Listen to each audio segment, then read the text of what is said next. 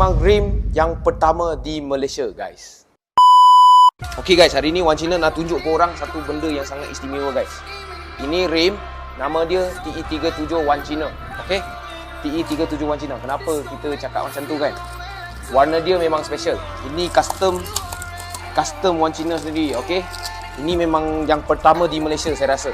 Okay, saya cabar dekat luar, kalau ada warna yang sama, korang send lah gambar kepada saya. Okay, ini TE37 SL punya warna, tapi kita buat putih.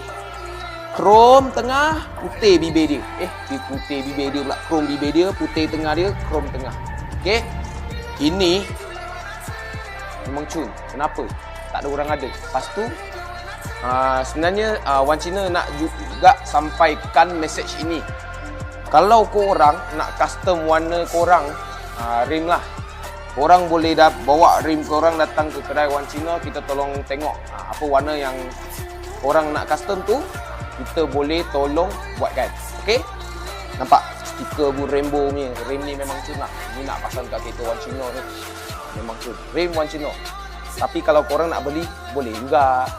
Boleh datang PM. Itu saja untuk video kali ni. Cuma nak bagi tahu korang boleh custom warna rim korang dekat kedai Wan Cina. Okay, itu saja untuk video kali ni. Tolong like, share dan komen kat bawah apa yang korang nak tengok seterusnya. Macam biasa, cari rim, cari Wan Cina. Thank you guys.